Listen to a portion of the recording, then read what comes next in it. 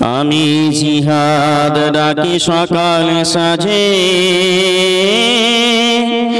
এসো গো কাফির এসো মুশরিক এসো আমার মাঝে। আমি তোমার বন্ধু হব যদি মানো এক আল্লাহকে। আমি জিহাদ ডাকি সকাল সাজে, এসো গো কাফির এসো মুশরিক এসো আমার মাঝে। আমি তোমার বন্ধু হব যদি মানো এক আল্লাহকে। নামটি আমার কৃষ্ণ ছিল, নামটি আমার কৃষ্ণ ছিল, এখন আব্দুল গফফার। জেলা আমার মালদা, গ্রাম হলো গোপালপুর ভাগজান। কেউ যায় গয়া কাশী, কেউ যায় বৃন্দাবন, কেউ যায় গয়া কাশী, কেউ যায় বৃন্দাবন, আবারও যায় কেউ পীর মাজার। আমার গ্রাম হলো গোপালপুর ভাগজান। নামটি আমার কৃষ্ণ ছিল, এখন আব্দুল গফফার। জেলা আমার মালদা, গ্রাম হলো গোপালপুর ভাগজান। আমি জিহাদ ডাকি সকাল সাজে, এসো গো কাফির এসো মুশরিক এসো আমার মাঝে। আমি তোমার বন্ধু হব যদি মানো এক আল্লাহকে। আমি তোমার বন্ধু হব যদি মানো এক আল্লাহকে। নামটি আমার কৃষ্ণ ছিল, নামটি আমার কৃষ্ণ ছিল। কালেমা পড়ে নামাজ পড়ে রোজা রেখে এনেছি ঈমান। নামটি আমার কৃষ্ণ ছিল, এখন আব্দুল গফফার। জেলা আমার মালদা, গ্রাম হলো গোপালপুর ভাগজান। উপস্থিত মুসলিম সমাজ, সমস্ত প্রশংসা সমস্ত তারিফ সেই মহান আল্লাহ পাকের জন্য, যিনার প্রশংসা শুরু থেকে শেষ পর্যন্ত, সকাল থেকে সন্ধ্যা তার প্রশংসা করে আমরা কেউ শেষ করতে পারবো না। শুধু তাই নয়, আল্লাহ রাব্বুল আলামিন আপনাকে আমাকে এই জমিনের বুকে পাঠানোর আগে আমাদেরকে সর্বশ্রেষ্ঠ সর্বোত্তম করে আশরাফুল মাখলুকাত করে সৃষ্টি করেছেন, তৈরি করেছেন। তাই আমরা মানুষ রূপে এই জমিনের বুকে আসতে পেরেছি। তাই সকলে বলুন আলহামদুলিল্লাহ। তারপরে পরে আমাদের বিশ্বের নেতা, আমাদের ধর্মের গুরু জনাবে মুহাম্মদ মুস্তাফা, জোরে বলুন সাল্লাল্লাহু আলাইহি ওয়াসাল্লাম, তেনার উপরে শতকোটি শান্তির ধারা বর্ষিত হোক, আল্লাহুম্মা আমিন। আজকে আপনাদের সামনে যে বিষয়টা নিয়ে আলোচনা করব, ইনশাআল্লাহ আমি কেন ইসলাম গ্রহণ করেছি, আমি কেন মুসলমান হয়েছি, মুসলিম হওয়ার উদ্দেশ্য কি, মুসলিম হওয়ার কারণ কি, আমি কেন মুসলমান হলাম, এই বিষয় নিয়ে আপনাদের সামনে উপস্থিত হয়েছি। ইনশাআল্লাহ অনেক মুসলমান ভাই, অনেক মুসলিম বোনেরা আমাকে জিজ্ঞাসা করেছেন, আমাকে প্রশ্ন করেছেন যে আপনি একটু মুসলমান হয়েছেন, আপনার ঘটনা আমি শুনতে চাই। যদি আপনি একটু বলেন আপনার ঘটনাটা, আমরা একটু আনন্দ পেতাম, আমরা একটু খুশি পেতাম। তাই আজকে আপনাদের সামনে আমার ঘটনা নিয়ে উপস্থিত হয়েছি। ইনশাআল্লাহ আপনারা সকলেই আমার ঘটনা শুনবেন এবং আপনার বিবেকে, আপনার জ্ঞানে এই দিমাগটা আপনি সঠিক কাজে ব্যবহার করবেন ইনশাআল্লাহ। আল্লাহ রাব্বুল আলামিন আপনাকে আমাকে এই একটা মজলিসে আসার বসার তৌফিক দান করেছেন। আল্লাহ পাক এই গভীর রাতে আপনাকে হায়াতে বাঁচিয়ে রেখে এই মজলিসে আপনাকে আমাকে বসার তৌফিক দান করেছেন। আলহামদুলিল্লাহ। ইসলাম দর্দি ভাইরা আমার, সোনার বন্ধুরা আমার, আমি কেন মুসলমান হলাম? আমার বয়স যখন 18 বছর বয়স, আমি তখন স্কুলে পড়াশোনা করতাম এবং আমার বন্ধু ছিল অনেক, এদের সঙ্গে আমি চলাফেরা করতাম। এরা হচ্ছে মুসলিম। যে স্কুলে পড়াশোনা করেছি এই স্কুলটা হচ্ছে আপনার মালেতপুর গ্রাম, গোপালপুর ভাগজানের পাশে। এই স্কুলে যখন আমি পড়াশোনা করতাম তখন অনেক মুসলিম মেয়ে, অনেক মুসলিম ছেলেরা আমাকে অনেক নেই করতেন, ভালোবাসতেন আমাকে। তখন যখন আমি পড়াশোনা করতাম, পড়াশোনা করতে করতে একদিন হঠাৎ করে আমার একজন বন্ধু প্রশ্ন করলেন যে তুমি তো একজন হিন্দুর ছেলে, তোমরা যার উপাসনা করো সরস্বতী, মনসা, দুর্গা, এদের যে তুমি উপাসনা করছো, এদের সামনে যে মাথা নত করছো, মাথা নত করে লাভ কি? আমি বললাম তোমরা যেমন আল্লাহকে ভালোবাসছো, তখন আমাদের পিতা মাতা তারা কি করে? তারাও তার সামনে পূজা করে এবং তাদেরকে রাজি খুশি করার জন্য, তারা স্বর্গে যাওয়ার জন্য তারা তাদেরকেও চেষ্টা করে তাদের সামনে। তখন আমার বন্ধুটা বলল না, এইগুলো করলেই হবে না, এরা তো সামান্য একজন মানুষ, এদের সামনে মাথা নত করা যাবে না। এরা কোনো ঈশ্বর নয়, এরা কোনো গড নয়, এরা কোনো ভগবান নয়, এরা কোনো আল্লাহ নয়। দুর্গা, মনসা, সরস্বতী এরা হচ্ছে সাধারণ একজন মানুষের মতোই। এরা এক বিন্দু পরিমাণ হিসাবে আপনার ক্ষতি করতে পারবে না, এক বিন্দু পরিমাণ হিসাবে আপনার কাছ থেকে উপকার করতে পারবে না, আপনাকে কোনো সহযোগিতা করতে পারবে না কিয়ামতের মাঠে। আমি বললাম তাই তো। তখন আমার বন্ধুটা বলল তুমি কি করো? তুমি যদি জাহান্নাম থেকে বাঁচতে চাও তুমি মুসলমান হয়ে যাও। আমি তখন কি করলাম, একদিন হঠাৎ করে আমি পড়াশোনা করতে লাগলাম। আর আমি জিনার ভক্ত ছিলাম দেলোয়ার হোসেন সাইদি, ইনার আমি জালসা শুনতাম, বক্তব্য শুনতাম। তারপরে ডক্টর জাকির নাইক, ইনারও আমি বক্তব্য শুনেছি। ইনশাআল্লাহ বক্তব্য আমি শুনে আমার মাইন্ডকে, আমার দিমাগের ভিতরে অনেক কাজ করেছে। আমি কেন মুসলমান হলাম? মুসলিম হওয়ার উদ্দেশ্য কি? আমাকে কোনো মুসলমান ভাই আমাকে বলেনি যে তুমি মুসলমান হয়ে যাও। আল্লাহ পাক আমাকে কিভাবে হেদায়েত দিচ্ছেন? আমি কেন মুসলমান হলাম? আমাকে মুসলিম হওয়ার জন্য কোনো ব্যক্তি আমাকে দাওয়াত দেয়নি, কিন্তু আমার একটা বন্ধু তিনি শুধু বলেছিল কি যে তোমরা যার পূজা করছো এর পূজা করে লাভ কি, কিন্তু আমাকে বলা হয়নি যে তুমি মুসলমান হয়ে যাও, এই কথা বলেননি। আমি তখন গবেষণা করতে লাগলাম। হঠাৎ করে আমি একদিন শুনতে লাগলাম, আমার কানে শব্দ আসলো, ডক্টর জাকির নাইক যখন আলোচনা করছিলেন তখন আমি শুনতে পেলাম একটি কোরআনের আয়াত, সূরাতুল আল ইমরান আয়াত নাম্বার 19। এই আয়াতটা আমি শুনতে পেলাম কি, তখন বলছেন ইন্না দীনা ইনদাল্লাহিল ইসলাম। এই পৃথিবীতে যতগুলো ধর্ম আছে, যতগুলো ধর্ম রয়েছে এই পৃথিবীর উপরে, সমস্ত ধর্ম বাদ দিয়ে আল্লাহর নিকটে, আল্লাহর কাছে সর্বশ্রেষ্ঠ, সর্বোত্তম, সর্বমনীয় সেই ধর্মটার নাম হচ্ছে ইসলাম। সেই ধর্মটার নাম হচ্ছে ইসলাম। সকলে বলুন আলহামদুলিল্লাহ। তাই এই পৃথিবীতে যতগুলো ধর্ম রয়েছে আল্লাহ এই ধর্মটাকে সবারই উপরে রেখেছেন, সেটা হচ্ছে ইসলাম ধর্ম।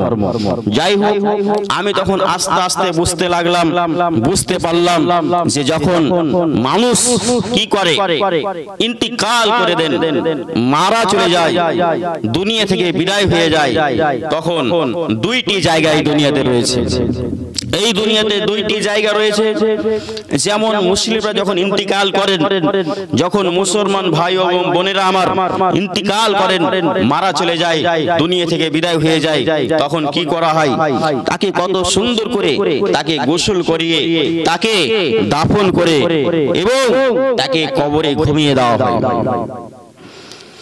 আজকে দেখতে পাওয়া যায় বিভিন্ন এলাকায়, বিভিন্ন জায়গাতে দেখতে পাওয়া যায়। আপনারা দেখেছেন কিনা আমি জানি না, কিন্তু আমি অবশ্যই দেখেছি। যখন বেদিনীরা ইন্তিকাল করেন, যখন বেদিনীরা মারা চলে যায়, তখন তাদেরকে কি করা হয়? তাদেরকে উলঙ্গ করে জ্বালিয়ে দেওয়া হয়। তাই এসব দেখি আমি কি করলাম, একদিন হঠাৎ আমি চলে আসলাম মালদা টাউন থেকে, গ্রাম গোপালপুর ভাগজান, আর আমার থানা পড়ে 16 মাইল। এই 16 মাইল থেকে আমি চলে আসলাম কোথায়? পাকুড়, ঝাড়খণ্ড। পাকুড় ঝাড়খণ্ডে গিয়ে এমন একটি মাওলানা সাহেব রয়েছেন, তার নাম হচ্ছে কারি আব্দুর রহিম মাওলানা। ইনি আমার শিক্ষক। ইনার কাছে আমি কি করলাম? ইনার কাছে গিয়ে আমি কালেমা পেশ করলাম, আর সেইখানে গিয়ে আমি মুসলমান হয়ে গেলাম। সকলে বলুন আলহামদুলিল্লাহ। আমার পূর্বে নাম ছিল কৃষ্ণ সূর্যবংশী, এখন নাম হচ্ছে আব্দুল গফফার। আমার পিতা মাতা কি করেন? বুত পূজা এবং বুত পূজার সামনে গিয়ে মাথা নত করে। যেমন একটি পুতুল, সে পুতুলের কোনো ক্ষমতা নাই, চলাফেরার ক্ষমতা নাই, উঠা বসার ক্ষমতা নাই, তেমনি সে পুতুলের সামনে মাথা নত করেন। এই পুতুল যিনারা তৈরি করে তার সামনে মাথা নত করে, তার শরীরে যদি একটি মাছি বসে, সেই মাছিটা তাড়াবার ক্ষমতা রাখে না। জোরে বলুন সুবহানাল্লাহ। তাই আমি তাদেরকে ইনশাআল্লাহ আমি বলে দেব, যিনি পুতুল এবং মানুষ এবং জিন ও আসমানকে ও জমিনকে সৃষ্টি করেছেন কে? এইগুলো হচ্ছে সৃষ্টি। আসমান, জমিন, সূর্য, চন্দ্র, তারকা, বিশাল তারকা রয়েছে আসমানের উপরে। এই আসমানের উপরে এসে অনেক ফেরেশতাগণ, এইগুলোকে কে সৃষ্টি করেছেন? কে তৈরি করেছেন? বটের গাছ ইত্যাদি, আম, লিচুর গাছ কে সৃষ্টি করেছেন? এইগুলো আল্লাহ রাব্বুল আলামিন সৃষ্টি করেছেন। এইগুলো কোনো ব্যক্তি, কোনো মানুষ সৃষ্টি করে নাই। আল্লাহ পাক সূরাতুল ইয়াসিনের ভিতরে ঘোষণা করেছেন। কি ঘোষণা করেছেন? আল্লাহ রাব্বুল আলামিন বলেছেন, পরিষ্কার করে জানিয়ে দিয়েছেন, আওয়ালাইসাল্লাযী খালাকাস সামাওয়াতি ওয়াল আরদা বিকাদিরিন আলা আন ইয়াখলুকা মিসলাহুম বালা ওয়া হুয়াল খাল্লাকুল আলীম ইন্নামা আমরুহু ইযা আরাদা শান আন ইয়াকুলা লাহু কুন ফায়াকুন ফাসুবহানাল্লাযী বিয়াদিহি মালাকুতু কুল্লি শাইইন ওয়া ইলাইহি তুরজাউন। আল্লাহ রাব্বুল আলামিন 7টি আসমানকে সৃষ্টি করেছেন এবং আপনার পায়ের নিচে 7টি জমিন রয়েছে। আল্লাহ রাব্বুল আলামিন এই 7টি জমিনকে সৃষ্টি করেছেন। আল্লাহ রাব্বুল আলামিন সৃষ্টি করেছেন কি? চন্দ্র ও সূর্য। আল্লাহ রাব্বুল আলামিন সৃষ্টি করেছেন তারকা। আল্লাহ রাব্বুল আলামিন সৃষ্টি করেছেন বটের গাছ। বিভিন্ন জিনিসকে সৃষ্টি করে আল্লাহ রাব্বুল আলামিন এই সারা পৃথিবীকে সাজিয়ে দিয়েছেন। আল্লাহ পাক আসমান ও জমিনকে সৃষ্টি করেছেন। এই আসমান ও জমিনটা কেন সৃষ্টি করলেন? একমাত্র মানুষের জন্য। আপনাকে ভালোবাসেন কত, আমাকে কত ভালোবাসেন, আল্লাহ রাব্বুল আলামিন সৃষ্টি করেছেন। তাই আপনাকে আমাকে ইবাদত করতে হবে কার? একমাত্র আল্লাহ পাকের ইবাদত করতে হবে, একমাত্র গোলামি করতে হবে, আল্লাহ পাকের দাসত্ব করতে হবে। ইসলাম দরদি ভাই ও বন্ধুরা আমার, আজকে আসেন, আমি কেন মুসলমান হলাম, মুসলিম হওয়ার কারণ কি, মুসলিম হওয়ার উদ্দেশ্য কি, আজকে আপনাদেরকে সেটাই বলবো। আমি যখন বেদিনী ছিলাম, বেধর্মী ছিলাম, আমি 3টি রোজা করেছি, 3টি রোজা আমি রেখেছিলাম, কিন্তু আমি নামাজের সময় আমি দিতে পারিনি, যেহেতু আমি সে সময় আমি বেদিনী ছিলাম, বেধর্মী ছিলাম, তাই আমি সেই সময় সময়টা আমি দিতে পারিনি। আজকে আপনাদের সামনে সবই আপনাদের কাছে আলোচনা হবে ইনশাআল্লাহ। ইসলাম ধর্মী ভাই ও বন্ধুরা আমার, মুসলিম হওয়ার কারণ কি, মুসলিম হওয়ার উদ্দেশ্য কি, এটা আপনাকে আমাকে জানতে হবে সঠিকভাবে। অনেক ব্যক্তি পৃথিবীর ভিতরে মুসলমান হয়েছেন, অনেক সাহাবা ইকরাম এবং হযরত সুমাইয়া রাদিয়াল্লাহু তাআলা আনহা তিনি কি করেছিলেন, তিনিও আল্লাহর নবীর কাছে গিয়ে ইসলাম কবুল করেছিলেন। জোরে বলুন সুবহানাল্লাহ। শুধু তাই নয়, হযরত বেলাল রাদিয়াল্লাহু তাআলা আনহা তিনিও ইসলাম কবুল করেছিলেন। ইসলাম কবুল করার কারণে তার বডিতে, তার বুকের উপরে পাথর চাপিয়ে দেওয়া হয়েছিল। হযরত সুমাইয়া রাদিয়াল্লাহু তাআলা আনহা তিনি যখন ইসলাম কবুল করেছিলেন, মুসলমান হয়েছিলেন 1400 বছর পূর্বে, তাকে উলঙ্গ করে তার লজ্জা স্থানে আঘাত করে দুনিয়া থেকে বিদায় করে দেওয়া হয়েছে। জোরে বলুন সুবহানাল্লাহ। আজকে আমরা মুসলমান, আপনাদের নসিবটা কত সুন্দর, আল্লাহ রাব্বুল আলামিন আপনাদেরকে কোনো ধর্ম চেঞ্জ করে আসতে হয় নাই। ইসলাম দর্দি বোনেরা আমার, আপনাদেরকে কোন ধর্মকে চেঞ্জ করে আসতে হয় নাই, কিন্তু আজকে আপনাদের নসিবটা কত সুন্দর। আল্লাহ রাব্বুল আলামিন প্রত্যেকটা মুসলিম ভাই ও বোনদেরকে কি করেছেন, তাদের নসিবটাকে এত সুন্দর করেছেন যে আল্লাহ রাব্বুল আলামিন ওই মুসলিম বোনকে, ওই মুসলিম ভাইকে কি করেছেন, ডাইরেক্ট মুসলমানের ঘরে জন্ম দিয়েছেন। আজকে মুসলমান নামাজ পড়ে না, পুরো ফ্যামিলি, গোটা ফ্যামিলি তারা নামাজই পড়ে না।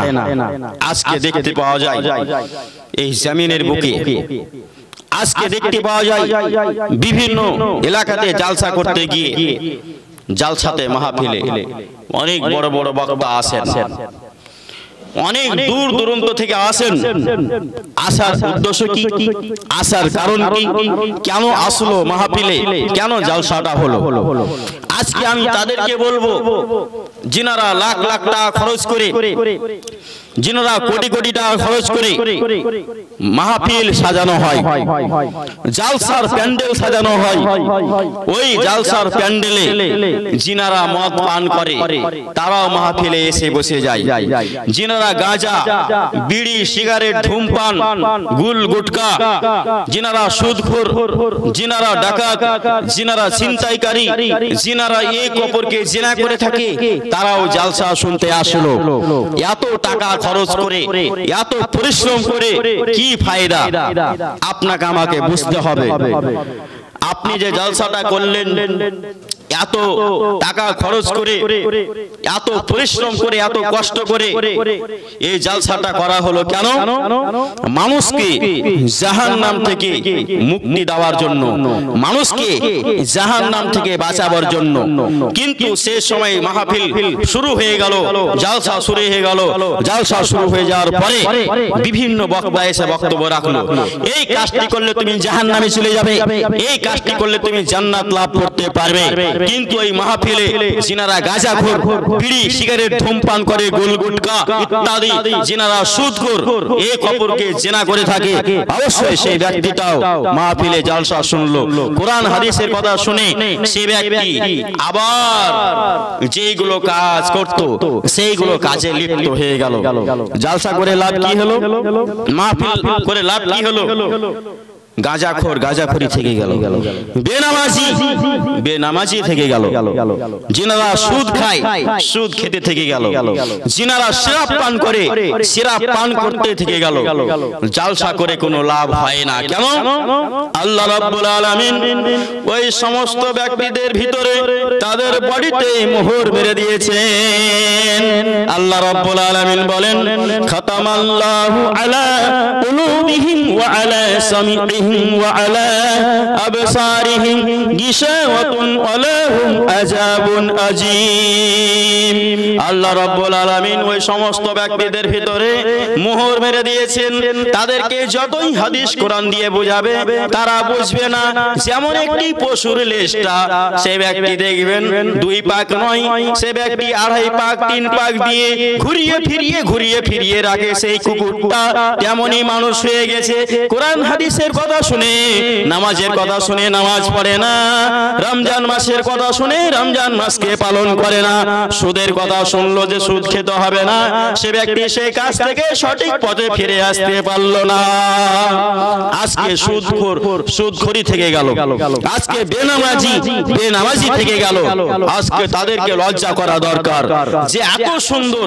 এত লাখ লাখ টাকা খরচ করে এত লাখ লাখ টাকা পরিশ্রম করে খরচ করে জালসা করা হলো কেন বেনামাজি থেকে গেল জিনারা গাঁজাখোরি থেকে গেল জিনা বিড়ি গুল গুটকা ইত্যাদি ধূমপান করে শরাব পান করে তারা শরাব পান করতে থেকে গেল তাহলে এখানে বুঝতে হবে কি ওই ব্যক্তিদের অন্তরে আল্লাহ পাক মোহর মেরে দিয়েছেন তারা যতই কোরআন হাদিসের কথা শুনুক তারা আমল করতে পারবে না তারা শোনা দেখা থেকে বিরত থাকবে জোরে বলুন সুবহানাল্লাহ আল্লাহ রাব্বুল আলামিন তাদের অন্তরে মোহর মেরে দিয়েছেন তারা যতই শুনবে কোরআন হাদিস তারা হেদায়েত পাবে না কেন আল্লাহ পাক তাদের অন্তরটাকে কালো করে দিয়েছেন আর তাদের অন্তরে মোহর মেরে দিয়েছেন তাদের হৃদয়ে তাদের বডিতে এটা হচ্ছে সূরাতুল বাকারার কথা এবং দুনিয়াতে এবং আখিরাতে তাদের জন্য কঠিন ভয়ানক শাস্তি আল্লাহ রাব্বুল আলামিন রেখেছেন যাই হোক আজকে বিভিন্ন দেখতে পাওয়া যায় এলাকায় তারা বেনামাজি হয়ে পুরো ফ্যামিলি গোটা ফ্যামিলি তারা নামাজ আদায় করে না কিন্তু তারা মনে করে কি আমি একাই নামাজ পড়ে কি করব নামাজ পড়ে কোনো লাভ আছে একটা রাজমিস্ত্রি চেন্নাইয়ে কাজ করে সেই রাজমিস্ত্রিটা চেন্নাই থেকে কাজ করে বাড়ি ফিরে এসেছে আসার পরে সেই মিস্ত্রিটার নতুন বিবাহ হয়েছে হওয়ার পরে তার একদিন শালি প্রশ্ন করছেন জিজ্ঞাসা করছেন দুলা ভাই আপনি তো বলেছিলেন আমাকে কলকাতা ঘোরার জন্য আমাকে নিয়ে যাবে কিন্তু কই তো নিয়ে গেলেন না আমাকে তখন সেই রাজমিস্ত্রি ভাই সেই মিস্ত্রি ভাই বলছেন কি বলছেন অবশ্যই আমি যখন কথা দিয়েছি তখন কলকাতা ঘোরার জন্য অবশ্যই নিয়ে যাব তখন তার স্ত্রী এবং তার শালিকে নিয়ে বেরিয়ে গেল কোথা থেকে মালদা টাউন থেকে কলকাতা যাবে এবং যে ট্রেনের উপরে চেপেছে রেলগাড়িতে ট্রেনে চেপেছে যেই গাড়িতে কুরবানির সময় প্রচুর ভিড় গাড়িতে জায়গা নাই বসার অনেকক্ষণ থেকে দাঁড়িয়ে আছে 1 ঘন্টা 1.5 ঘন্টা পার হয়ে যায় 2 ঘন্টা পার হয়ে যায় সিট পায় না তখন জানলার ধারে একটা সিট ছিল সেই সিটে একজন বসেছিল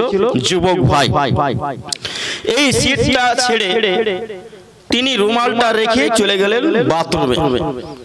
বাথরুম চলে গেল যাওয়ার পরে এই যে ইনি বসে আছেন ইনি দাঁড়িয়ে আছেন তার স্ত্রীকে নিয়ে এবং তার শালীকে নিয়ে দাঁড়িয়ে আছেন তখন বলছে মনে মনে এই ব্যক্তিটা তো বাথরুমে গেছে বসে যায় সিটে এই কিন্তু সিটে বসে গেছে বসে যাওয়ার পরে ওই কিন্তু ব্যক্তিটা যিনি সিট ছেড়ে গিয়েছিল ওই ব্যক্তি বাথরুম থেকে ফিরে চলে এসেছে দিয়ে ওই রাজমিস্ত্রি ভাইকে বলছেন ওঠো এটা আমার সিট রুমাল রাখা আছে দেখতে পাচ্ছ না এই যে রুমাল রেখে গিয়েছি এটা হচ্ছে আমার সিট তখন কিন্তু সে ব্যক্তি আর উঠে না রাজমিস্ত্রি ভাই উঠে না যখন উঠে না এই ব্যক্তি রেগে এক চল লাগিয়ে দিয়েছে তখন উঠে গেল উঠে যাওয়ার পরে বলছে ঠিক আছে আমাকে মেরেছো ভালো করেছো কিন্তু আমার স্ত্রীকে মেরে দেখ তোর আমি কি করছি তখন বেয়াদব ছেলেটা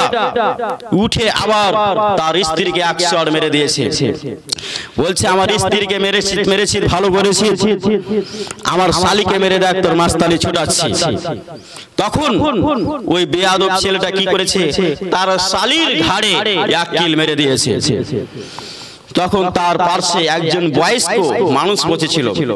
এই বয়স্ক মানুষটা জিজ্ঞাসা করছে রাজমিস্ত্রিকে, তুমি আচ্ছা বোকা মানুষ, তুমি বিনা কারণে তুমি তো মার খেলে খেলে তোমার স্ত্রীকে মার খাওয়ালে এবং তোমার শালিটা কোনো ভুল করেনি, তোমার শালিটাকেও কিন্তু মার খাওয়ালে কেন? তখন মিস্ত্রি বলছে, আপনি বুঝতে পারবেন না, এদের হচ্ছে আমি নতুন জামাই, যদি আমি একাই মার খাই তাহলে আমার শালি এবং আমার স্ত্রী গিয়ে বলবে বহুনু মার খেয়েছে, জামাইদা মার খেয়ে চলে এসেছে, তাই আমি কেন একাই মার খাবো? আমরা সবাই সমান সমান হয়ে গেলাম। তাই আজকে দেখতে পাওয়া যায় বিভিন্ন এলাকায় তারা ফুল ফ্যামিলি, তারা গোটা গোটা ফ্যামিলি তারা নামাজ আদায় করতে পারে না, তারা নামাজ আদায় করে না। তারা মনে করছে একাই নামাজ পড়ে কি করব? আমরা যখন মার খাবো, যখন আমাদের মার পড়বে কবরে সবারই ওপরে পড়বে, আমরা যখন মার খাবো তো সবাই খাবো। এর তো হচ্ছে মুসলমান। আজকে দুনিয়াতে দেখতে পাওয়া যায় যে তারা নামাজ থেকে দূরে সরে গিয়েছে। নামাজটাই হচ্ছে মেন হাতিয়ার। তাই আজকে নামাজের আলোচনা করব না, আমি কেন মুসলমান হলাম, আল্লাহ পাক আমাকে কিভাবে হেদায়েত দিয়েছেন, আমি দুইটি প্রমাণ পেয়েছিলাম। ইসলাম দর্দি বাপজিরা আমার, ইসলাম দর্দি বোনেরা আমার, আজকে আপনাদেরকে বলবো আমি কেন মুসলমান হলাম। এই দুনিয়াতে অনেক ব্যক্তি মুসলমান হয়েছে, তাকে বাড়ি গাড়ি টাকা পয়সা ধন দৌলত ছেড়ে তাদেরকে চলে আসতে হয়েছে ইসলামের ছায়ার তলে, তাদেরকে চলে আসতে হয়েছে ইসলামের ছায়ার তলে। আজকে আমাকেও আসতে হয়েছে বাড়ি গাড়ি টাকা পয়সা ধন দৌলত ছেড়ে, পিতা মাতাকে ছেড়ে, সবাইকে চাচা চাচি সবাইকে ছেড়ে আসতে হয়েছে ইসলামের তলে। আজকে আপনাকে আমাকে চিন্তা ভাবনা করতে হবে যে আল্লাহ পাক আপনাকে আমাকে যে দুনিয়াতে পাঠিয়েছে, কেন পাঠিয়েছেন? আজকে যে আমি মুসলমান হয়েছি, যদি আমার কাছে 5 ওয়াক্ত নামাজ যদি না থাকে, মুসলমান হয়ে কোনো লাভ হবে না। যদি আমার কাছে কোরআন হাদিস যদি না থাকে, মুসলমান হয়ে কোনো লাভ হবে না। তাই আপনাকে আমাকে কি করতে হবে? আগে 5 ওয়াক্ত নামাজ আদায় করে নিতে হবে, তারপরে কোরআন হাদিস কি বলছে, কোরআন হাদিসকে আপনাকে আমাকে আমল করতে হবে। ইসলাম দর্দি ভাইয়ের আমার, বোনের আমার, আজকে আমরা যদি নামাজ পড়ি আমাদের লাভ কি হবে? আজকে যদি আমরা পিতা মাতাকে খিদমত করি আমাদের ফায়দা কি হবে? যদি আমরা নামাজ আমাদের কাছে থাকে অবশ্যই আমাদের কবরে লাভ কি হবে, হাসরের ময়দানে কি লাভ হবে? আজকে আপনাদেরকে 2-3টি কথা বলে আমার বক্তব্য ইনশাআল্লাহ আমি শেষ করে দেব। অবশ্যই আপনারা এই বক্তব্যকে যদি আপনারা আমল করতে পারেন, অবশ্যই এই বক্তব্যই আপনাকে জান্নাতে নিয়ে যাবে ইনশাআল্লাহ, যদি আপনি আমল করতে পারেন সঠিকভাবে। আজকে দেখতে পাওয়া যায় অনেক বক্তা এসে বক্তব্য রাখে, কিন্তু কয়জন নামাজ ধরেছে, কয়জন সুদের ব্যবসা ছাড়তে পেরেছে, কয়জন সঠিক পথে ফিরে আসতে পেরেছে? 100 জনের ভিতরে আপনার 30% এসেছে, 70% বাদ হয়ে যাবে। তাই কিয়ামতের মাঠে, কিয়ামতের ময়দানে 70% মুসলমান ভাই কি হবে? তারা জাহান্নামে চলে যাবে যদি তারা ঈমান না নিয়ে আসে, যদি তারা বেঈমান হয়ে মারা যায়, তারা ঈমানের সাথে যদি না মারা যায় তাকে অবশ্যই জাহান্নামে যেতে হবে। যাই হোক, আজকে আমি কেন মুসলমান হলাম, কত কষ্ট করে আমি মুসলমান হয়েছি, আজকে আপনাদেরকে সেটাই বলবো ইনশাআল্লাহ। যখন আমার বয়সটা হচ্ছে 18 বছর ছিল, এই বয়সটা যখন আমার 18 বছর ছিল, এই বয়সে আমি একটা বিরাট বড় ঘটনা আমি দেখেছি। আমার গোপালপুর গ্রাম, এই গোপালপুর ভাগজান গ্রামের পাশে একটা বিরাট বড় মাঠ রয়েছে। আর তখনকার মানুষ কতই না মূল্যবান ছিল, তাদের ঈমান কত মূল্যবান ছিল, আমি দেখেই আশ্চর্য হয়ে গেছি। কিন্তু এখন দেখতে পাওয়া যায় মানুষ এখন কি করছে, ঈমান থেকে দূরে সরে চলে আসছে। ঈমানের পরিচয় আমি পেয়েছি মুসলমানের কাছ থেকে। মুসলমানদের ঈমান কাকে বলা হয় আজকে আপনাদেরকে সেটাই বলবো ইনশাআল্লাহ। একটি water pump machine, water pump machine ধানের জমিতে পানি দেওয়ার জন্য স্টার্ট করছিল, মেশিনটাকে স্টার্ট করা হচ্ছিল, সে সময় স্টার্ট হয় আবার বন্ধ হয়ে যায়, আবার স্টার্ট করে আবার স্টার্ট বন্ধ হয়ে যায়। এভাবে দেখা গেল আমি দূর থেকে দেখতে আছি, তখন আমি দেখলাম 6 জন হাজী সাহেব গ্রাম থেকে আসলো। আসার পরে যে ওই ওয়াটার পাম্প মেশিনকে চারপাশ থেকে ঘেরাও করে নেওয়া হলো, ঘেরাও করে নিলেন এবং ঘেরাও করে নেওয়ার পরে কি করলেন, একটু পানির জন্য ধানের জমিতে পানি দেওয়ার জন্য, গমের জমিতে পানি দেওয়ার জন্য সেই মেশিনটার কাছে গিয়ে হাজী সাহেবরা 6 জন মিলে তারা আল্লাহর দরবারে কি করলো, দোয়া করতে লাগলো। দোয়া করতে আছে, দোয়া করতে করতে করতে করতে আমি দেখতে আছি যেমনই দোয়া করা শেষ হলো সঙ্গে সঙ্গে ওই মেশিন থেকে পানি বেরিয়ে আসলো। জোরে বলুন সুবহানাল্লাহ। একটা প্রমাণ পেয়ে গেলেন আপনারা, আমিও প্রমাণ পেয়ে গেলাম ঈমান ও জজবা কাকে বলা হয়। যদি আপনার কাছে ঈমান থাকে অবশ্যই আসমান থেকে আল্লাহ রাব্বুল আলামিন আপনার দোয়াকে কবুল করে আপনাকে আমাকে পানি দান করবেন, আপনাকে আমাকে আলো দান করবেন। এই ক্ষমতাটা কার আছে? এই ক্ষমতাটি কার রয়েছে? কুন ফায়াকুন, আল্লাহ রাব্বুল আলামিনের একমাত্র ক্ষমতা। আল্লাহ পাক বলেছেন কুন ও ফায়াকুন। আল্লাহ পাক বলেছেন, ঘোষণা করেছেন, কি ঘোষণা করেছেন? আমার অর্ডারে একটি গাছের পাতা নড়াচড়া করতে পারে না, আমার অর্ডারে বৃষ্টি হতে পারে না, আমার অর্ডারে রৌদ্র উঠতে পারে না, আমার অর্ডারে রাত্রি হতে পারে না, আমার অর্ডারে দিন হতে পারে না। সুবহানাল্লাহ। আজকে দেখতে পেলাম কি, আজকে প্রমাণ পেয়ে গেলেন কি, একটু পানির জন্য সে ওয়াটার পাম্প মেশিন থেকে পানি বেরিয়ে গেল, যেমনই দোয়া করা হলো সঙ্গে সঙ্গে পানি বেরিয়ে গেল। এটা হচ্ছে গোপালপুর ভাগজান। এটা হচ্ছে কোন গ্রাম? গোপালপুর ভাগজান। এই গ্রামটি কোথায় রয়েছে?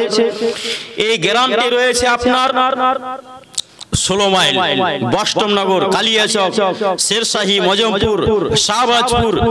আপনাকে শাহবাজপুরে নামতে হবে অথবা আপনাকে বষ্টমনগর দিয়ে আপনাকে ঢুকতে হবে। এই বষ্টমনগর গ্রাম এবং শাহবাজপুর স্টেশন, এই দুইটি রাস্তা রয়েছে, দু পাশে থেকে আপনি যেতে পারবেন, দুইটি রাস্তা রয়েছে।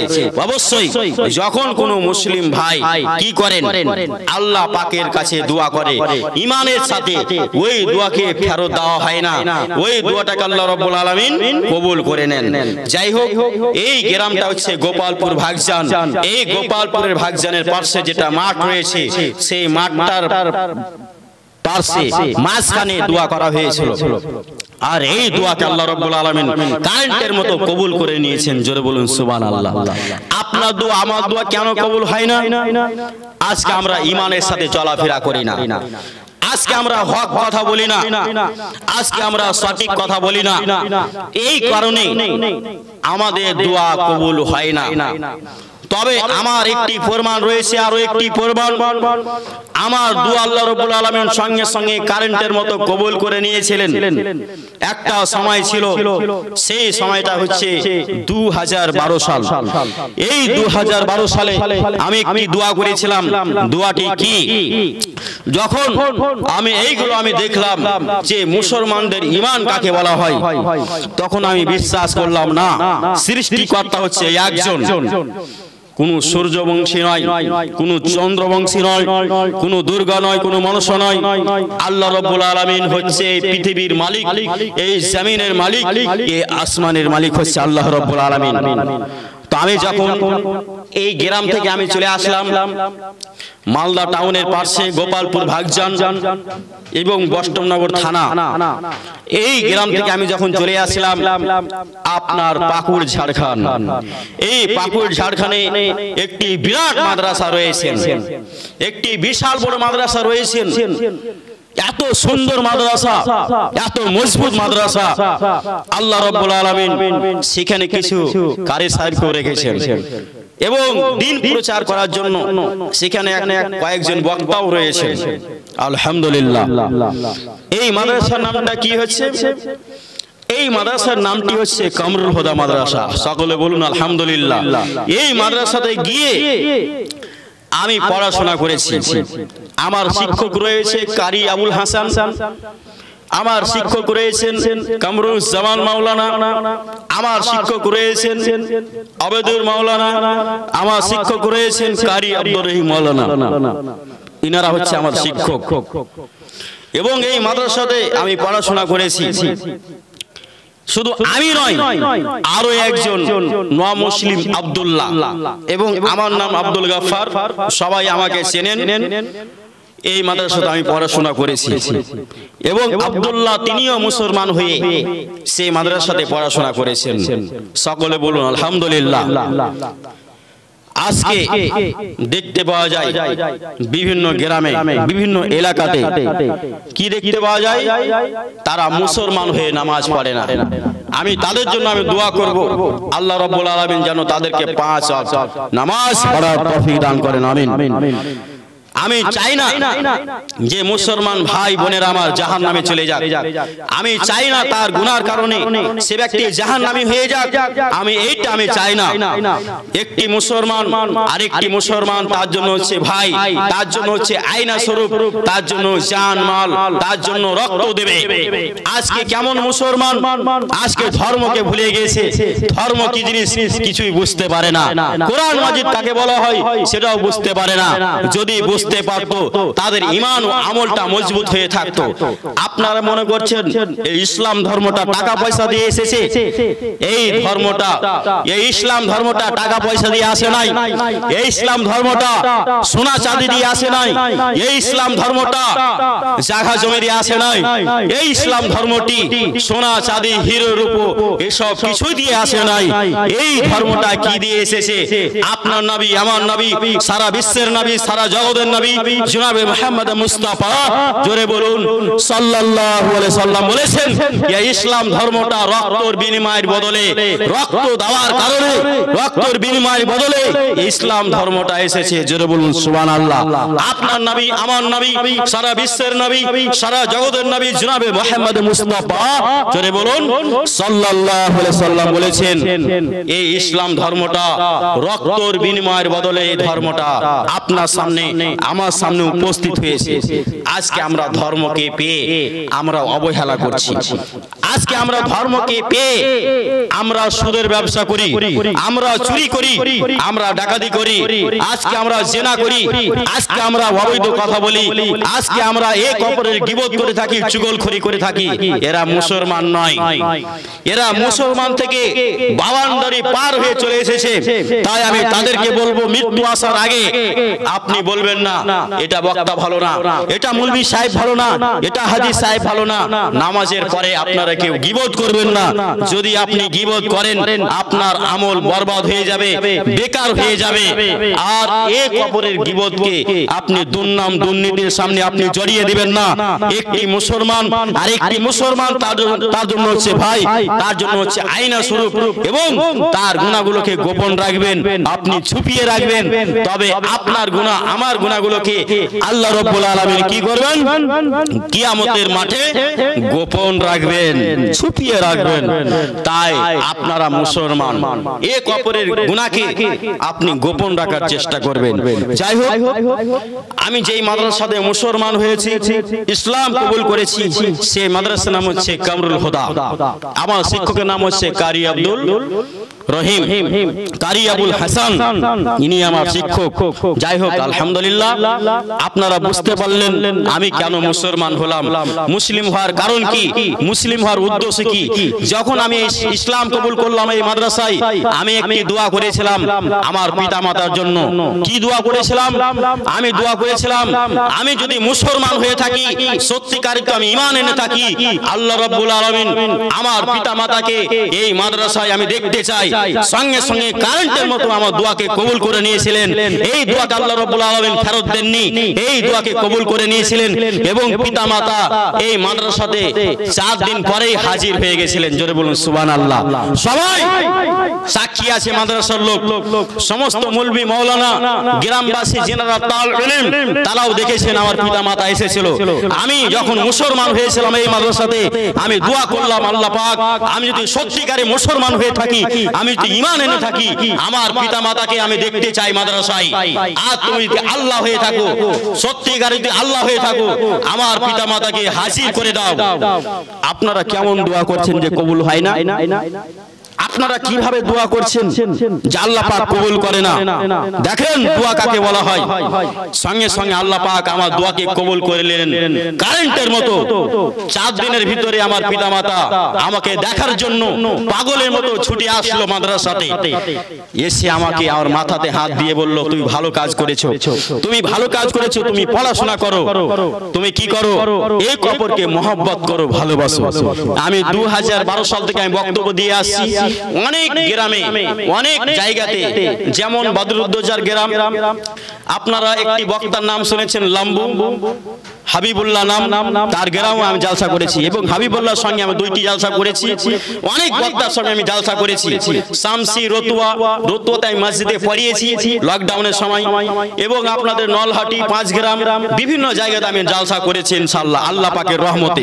এটা হচ্ছে কার ক্ষমতা? কুল ফায়াকুন। এটা হচ্ছে আল্লাহ পাকের ক্ষমতা।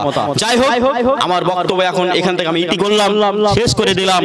এবং ওই পরের ডিশে আপনি দেখতে পাবেন সম্পূর্ণ আওয়াজটা পিতামাতাকে কিভাবে খিদমত করতে হয়, কিভাবে ভালোবাসতে হয়। আল্লাহ রাব্বুল আলামিন প্রত্যেকটা মুসলিম ভাইকে তার জাজবা, তার ঈমানকে মজবুত করার তৌফিক দান করেন। সকলে বলুন আল্লাহুম্মা আমিন। আল্লাহুম্মা আগফির লানা ওয়া লিওয়ালিদাইনা ওয়া লিশাইখিনা ওয়া লিসাদাতিনা ওয়া লিজাদ্দিনা ওয়া জাদ্দাতিনা ওয়াল মুমিনিনা ওয়া উম্মাহাতিনা ওয়া লিআওলাদিনা জামিল ওয়াল মুমিনিনা ওয়াল মুসলিমিনা ওয়াল মুসলিমাত।